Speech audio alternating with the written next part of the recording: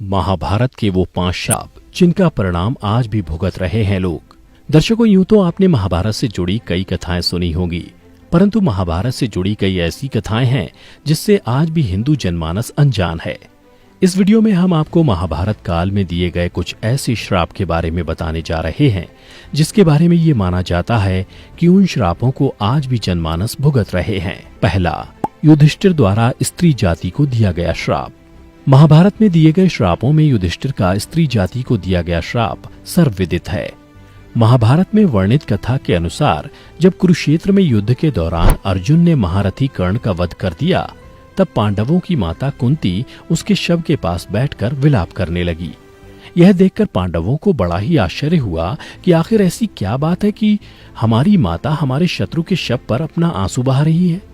तब ज्येष्ठ पांडव युधिष्ठिर अपनी माता कुंती के पास गए और उन्होंने देवी कुंती से पूछा, माता, क्या बात है जो आप हमारे सबसे बड़े शत्रु कर्ण के शव पर विलाप कर रही हैं?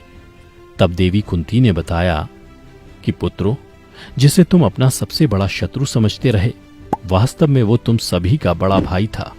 कर्ण राधे नहीं बल्कि कौंतेय था। अपनी माता के मुख से ऐसी बातें सुनकर पांचों पांडव दुखी हो गए।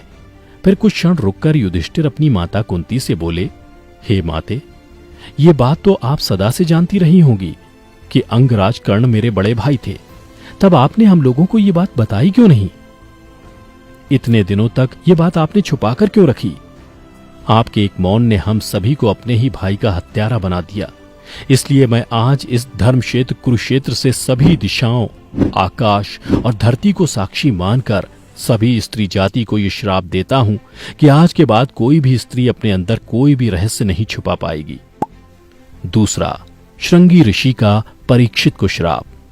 कथा के अनुसार 36 साल हस्तिनापुर पर राज करने के पश्चात जब पांचों पांडव द्रौपदी सहित स्वर्गलोक की ओर प्रस्थान करने को हुए तो उन्होंने अपना सारा राज्य अभिमन्यु के पुत्र परीक्षित के हाथों में सौंप दिया। ऐसा माना जाता है कि राजा परीक्षित के शासनकाल में भी हस्तिनापुर की सारी प्रजा युधिष्ठिर के शासनकाल की तरह ही सुखी थी। परंतु कहते हैं ना कि होनी को कौन टाल सकता है। एक दिन राजा परीक्षित रोज की तरह ही वन में आखेट खेलने को गए। तभी उन्हें वहां शमीक नाम के ऋषि दिखाई दिए।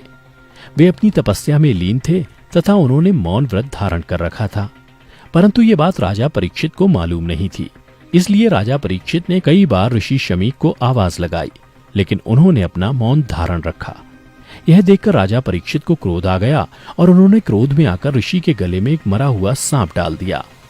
उधर जब यह बात ऋषि शमीक के पुत्र श्रृंगी को पता चली तो उन्होंने राजा परीक्षित को श्राप दिया कि आज से 7 दिन बाद राजा परीक्षित की मृत्यु तक्षक नाग के डसने से हो जाएगी। और अंत में ऋषि श्रृंगी के श्राप के कारण राजा परीक्षित की मृत्यु तक्षक नाग के डसने के कारण ही हुई।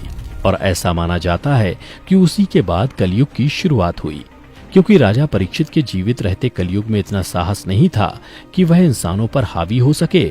और आज हम सभी इस कलयुग को उसी श्राप के कारण भोग रहे हैं। तीसरा, श्री कृष्ण का अश्वत्थामा को श्राप। महाभारत युद्ध के अंतिम दिन जब अश्वत्थामा ने धोखे से पांडव पुत्रों का वध कर दिया और इस बात का पता जब पांडवों को चला, तब पांडव भगवान श्री कृष्ण के साथ अश्वत्थामा का पीछा करते हुए महर्षि वेदव्यास के आश्रम पहुंचे। पांडवों को अपने सामने देख अश्वत्थामा ने अर्जुन पर ब्रह्मास्त्र से वार किया। यह देख श्री कृष्ण ने अर्जुन को ब्रह्मास्त्र चलाने को कहा, जिसके बाद अर्जुन ने भी अश्वत्थामा पर ब्रह्मास्त्र छोड़ दिया, परंतु महर्षि व्यास ने बीच में ही दोनों अस्त्रों को टकराने से रोक लिया और अश्वत्थामा एवं अर्जुन से कहा, क्या तुम लोग ये नहीं जानते कि ब्रह्मास्त्र के आपस में टकराने से समस्त सृष्टि का नाश हो जाएगा? इसलिए तुम दोनों अपने ब्रह्मास्त्र वापस ले लो। तब अर्जुन ने अपना ब्रह्मास्त्र वापस ले लिया, लेकिन अश्वत्थामा ने महर्षि से कहा, महर्षि, मेरे पिताजी ने इसे वापस लेने की विद्या नहीं सिखाई है, इसलिए मैं इसे वापस नहीं ले सकता। और इसके बाद उसने ब्रह्मास्त्र की दिशा बदलकर अभिमन्यु की पत्नी उत्तरा के गर्भ की ओर कर दी। यह देख भगवान श्री कृष्ण ने अश्वत्थामा को श्राप दिया कि तुम 3000 वर्ष तक इस पृथ्वी पर भटकते रहोगे और किसी भी जगह किसी पुरुष के साथ तुम्हारी बातचीत नहीं हो सकेगी।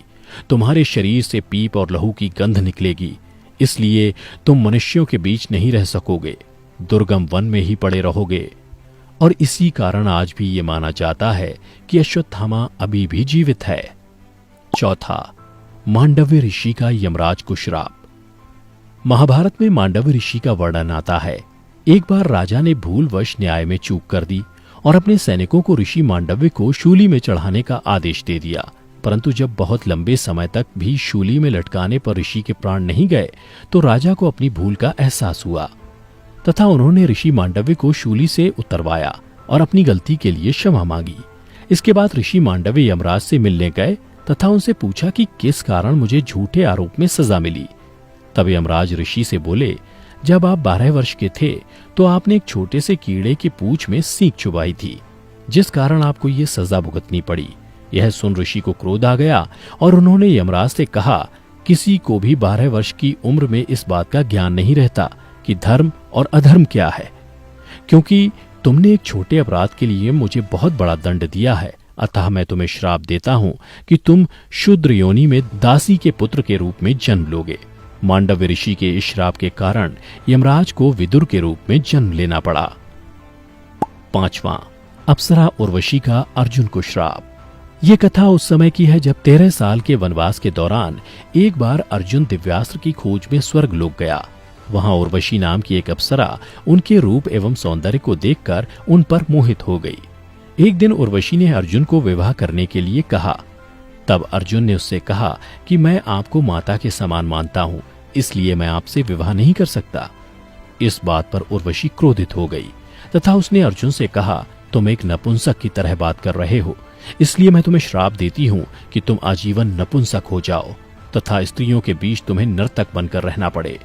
यह बात सुनकर अर्जुन विचलित हो गए और फिर वो देवराज इंद्र के पास गए और उन्हें सारी बात बताई। उसके बाद देवराज इंद्र के कहने पर उर्वशी ने अपने श्राप की अवधि 1 साल के लिए सीमित कर दी। तब इंद्र ने अर्जुन को सांत्वना देते हुए कहा कि तुम्हें घबराने की जरूरत नहीं है, यह श्राप तुम्हारे वनवास के समय वरदान के रूप में काम करेगा और अज्ञातवास के समय तुम नर्तिका के वेश में कौरवों की नजरों से बचे रहोगे। तो दर्शकों, उम्मीद करता हूं कि आपको हमारी ये कथा पसंद आई होगी।